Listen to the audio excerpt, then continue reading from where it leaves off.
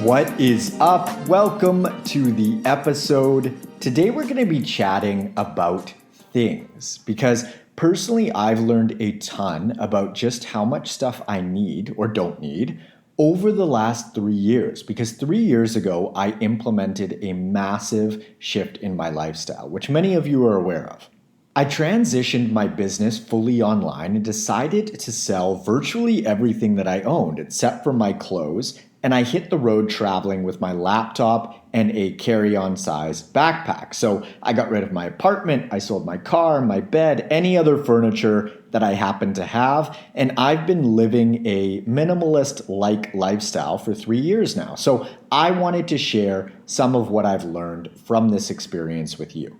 Now, I'm definitely not of the opinion that everyone should be or live like a minimalist. I think that it's a different strokes for different folks type of setup. However, I do think that in general, most folks tend to have a lot more stuff than they actually need. And that stuff can have a fairly large mental and emotional cost. And a classic example of this is spring cleaning. How good does it feel to get rid of the things that you no longer need? It is amazing because, as I'm sure that you've experienced, you feel physically lighter after purging things that are no longer serving you. And it's one of those situations where you don't know what you don't know, and so you find out as soon as you're without it. A lot of folks actually experience this with fat loss as well. They don't know just how much their poor lifestyle habits and physical weight is hindering their day-to-day experience until they improve those habits, lose some weight, and find out what it truly feels like via personal experience. So I'm going to be running through what I like about having less stuff, or as I like to put it, favoring quality over quantity, as well as how you might want to shift towards lightening your load when it comes to the accumulation of things. You can think about how much stuff that you want or need, just like how much body fat that you want or need, based on your priorities and lifestyle.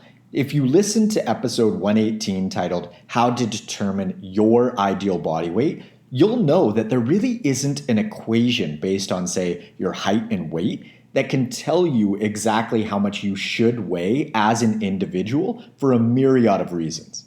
I like folks to approach their ideal weight from an angle of where your priorities and lifestyle meet, meaning if you started a fat loss phase at 180 pounds and you're now 160 pounds, and you're thinking, well, it would be nice to drop another 10 and get to 150. However, if the lifestyle trade-offs that you need to make in order to get to 150 are no longer worth that result to you, your ideal weight is 160 pounds, not 150 pounds. Because while it might be nice to hang out at 150 from a purely body composition standpoint, whatever you need to do in order to get there wouldn't be a net win from a lifestyle perspective for you as an individual. Essentially, it's diminishing returns in a nutshell. Now, you can look at the accumulation of things the exact same way. It's like the Goldilocks principle in the sense that you don't want to get rid of so much of your stuff that your day-to-day lifestyle becomes super inconvenient and unenjoyable because you simply don't have what you need to thrive. But you also don't want so many things as to where they're weighing you down and you're metaphorically tripping over your shit because you've got so much of it.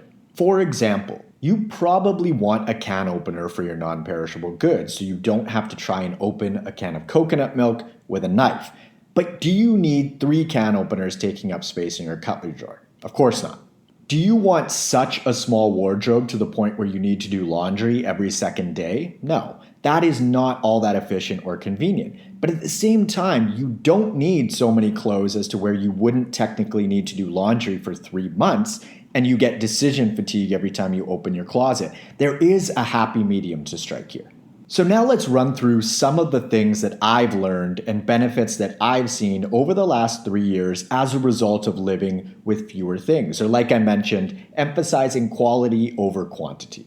The first thing is just how much I appreciate simplicity now. I'm always looking for ways in which I can simplify my life and make daily, weekly, or monthly decisions easier to make. So for example, with clothing, I've minimized my wardrobe to a point where deciding what to wear is incredibly easy because I don't have a million options, and therefore, fortunately, I don't experience that decision fatigue like I just mentioned. Also, I absolutely love every single piece of clothing that I own. And if that changes, if for whatever reason I don't love something anymore, I get rid of it. I remember the turning point for me specifically around clothing was when I noticed myself keeping and wearing certain items at home alone and not out in public because they weren't my favorite. So essentially I had a whole nother set of clothes for social occasions, and I asked myself, why don't I love the stuff that I wear at home on my own just as much as the items that I wear out and about? So I decided to get rid of all the clothing that didn't make me feel awesome. Anything that I didn't love, I gave away or sold, and it's at a point now where I have a base level of clothing, and if I'm going to buy something, I choose to get rid of something because I found my sweet spot when it comes to my wardrobe. I did also force my hand in a roundabout way to really downsize because I choose to use a carry-on size backpack when I travel, and therefore there's only so much room when you limit yourself to 22 pounds for 6+ months at a time. Trust me, you are going to love every item that you decide to take with you, from your socks to the type of toothbrush that you have. Everything serves a distinct purpose, and if an item isn't holding its weight, it's gone. Now, I fully acknowledge that I lean towards the extreme end of the minimalist spectrum, and most of the folks that I meet out on the road working from their laptops have a lot more stuff than I do. I personally just find that having fewer things makes me feel freer. And again, I love the simplicity of being able to hop on a flight, not check a bag, and be off and rolling on the other side hassle-free. So I've found that simplifying and having fewer things has made decision-making on a daily basis so much easier, and I like that. The second big thing is how I associate and view my identity now. I've always been interested in personal growth and developing myself, and clearly you are too because you're investing your time to listen to this podcast. However, having fewer things has had me focus even more on developing me and less on how I'm perceived or what I have. For example, when I sold my car 3 years back, I started taking public transit or taxis and Ubers here and there, and I'll be honest, a thought that went through my head was, dude, you're 31 and people are going to think that you're not in a position to afford a car, and all that ego-y status stuff started flowing through my head. And what I realized after a really short time was that I actually just prefer to take transit versus having my own car. It is super stress-free. I get to people watch, which is always fascinating. I can listen to some music or a podcast while I just stare out the window and enjoy the view. I make phone calls and ring the people that I love. It slows me down in the sense that I'm not in the driver's seat. So I just sit back, relax, and get to my destination when I get there. Now, there are times when it's not super efficient or convenient due to transit scheduling. However, there are also times like rush hour where it's actually more convenient and time efficient. So in the big scheme of things, it's a net win for me. So basically, when I stripped away the vast majority of the status symbols and stuff that I owned, I ended up doubling down on developing myself, because instead of having a fancy car in this case, which there's nothing wrong with, by the way, I put that energy and those resources towards other things. And it just sort of shifted the conversation from, what kind of car do you have to, what kind of human you are? What are you interested in? And I do just want to be clear that I am not against things. I love nice things. I just think that cars, boats, watches, purses, bags, and the list goes on can be a pretty big distraction from developing the self in some instances. The third thing is what I've learned about what freedom means to me. I've been feeling progressively more and more free over the last 3 years, and there are a ton of factors at play here. The biggest one actually being my work with my therapist and decluttering or spring cleaning my mental and emotional life on a bi-weekly basis, because that's how often we chat. And to me, the physical world can be a pretty accurate representation of the mental and emotional world. Meaning, why does a hoarder feel the need to hoard? It is not because they physically need all of the items in their possession. There is a mental and emotional root there. And the coolest thing is that you can work this in either direction. For example, you can work on your mental and emotional health first, which will show benefits in the physical world, Or you can work on the physical world first and you'll reap rewards in a mental and emotional sense.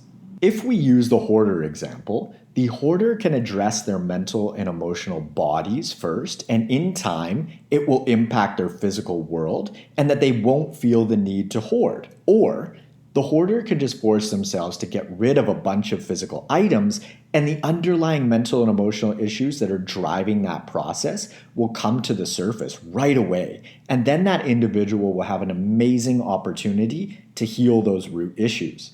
Fat loss and lifestyle change is actually no different. I remember chatting with another fitness coach a while back, and she said to me that she thought that people should go to therapy and address their underlying issues around food and fitness before they start working with a coach. And I think that that's fine, but that's not the only route to take. Because someone can also start working with a coach to address their nutrition and lifestyle habits first. And those same mental and emotional issues will come to the surface throughout that process because they're forcing themselves to change their physical world first versus their internal. But really, it's the same thing. It's like going in the front door of your home or going in the back door. They both get you inside. There's more than one way to skin a cat.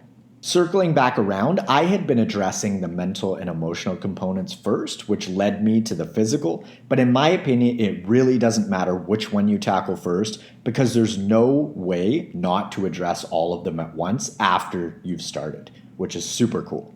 It's exactly why so many of my clients have these transformative experiences. By addressing what needs to be addressed in order to get themselves looking, feeling, and performing better and just healthier, they grow as humans. And basically what I'm getting at here is the physical, mental, and emotional components of our lives are not these separate compartments. They are endlessly interconnected.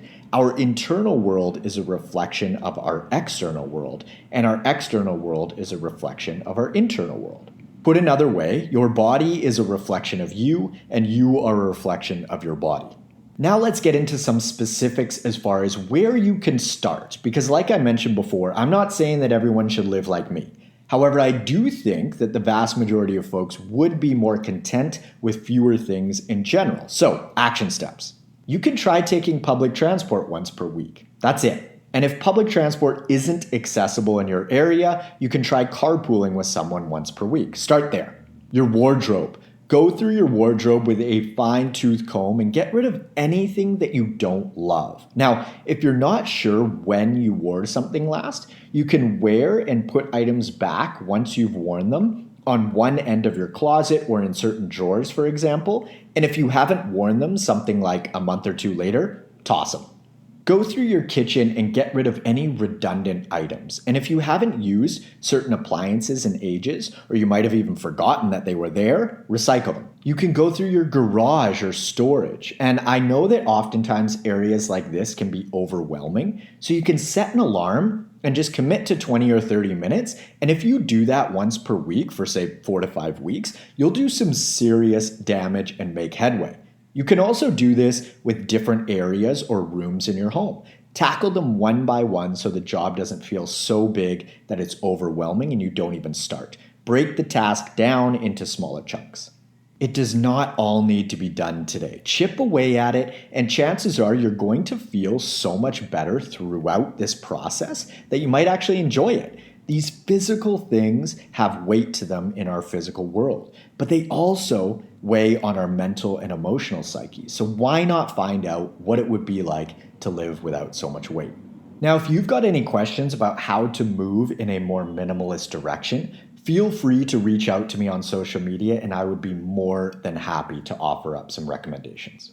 If you're interested in applying for one-on-one nutritional coaching and or workout design with me, you can click the link in the description below or head on over to n1fitness.com/coaching.